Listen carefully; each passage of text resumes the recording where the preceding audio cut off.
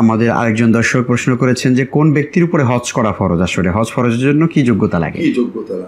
যে এক্ষেত্রেও আমাদের অস্পষ্টতা থাকে, অনেকে হজ এবং যাকাত এক করে ফেলেন। জি, হজ এবং যাকাত এক নয়। হজ যে ব্যক্তি, যেটা আল্লাহ তাআলা বলেছেন ওয়ালিল্লাহি আলান নাসি হিজ্জুল বাইতি মান ইসতাতা ইলাইহি সাবিলা, আল্লাহ তাআলার জন্য মানুষের উপরে দায়িত্ব হলো হজ আদায় করা যে আল্লাহর বাইত পর্যন্ত যাওয়ার ক্ষমতা রাখে। এখানে বাইতুল্লাহ পর্যন্ত যাওয়ার ক্ষমতা দৈহিক আর্থিক।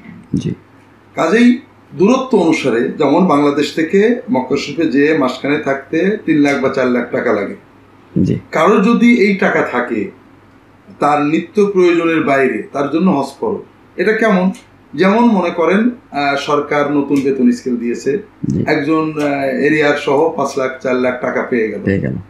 এই টাকাটা তার জীবনযাত্রার সাথে দরকার নেই, সে একটা জমি কিনে ফেললো অথবা ফ্ল্যাট কিনে ফেললো, তার কিন্তু হজ ফরজ হয়ে গেছে।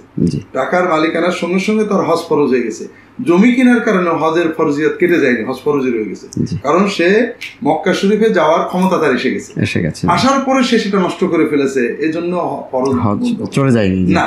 এরকম আমরা হঠাৎ করে ব্যবসায় লাভ করেছি, অথবা আমার ব্যাংকে 3 লাখ 5 লাখ টাকা আছে যেটা আমার জীবনযাত্রায় লাগছে না, জি, আমার হজ ফরজ হয়ে গেছে। অনেকে মোহতারাম ওই দায়ভারটা যেন শরীয়তের দায়িত্বটা যেন আমার উপর না আসে, সেজন্য আবার অনেকে পরিকল্পিতভাবে এটাকে ওইভাবে ব্যয় করে দেন।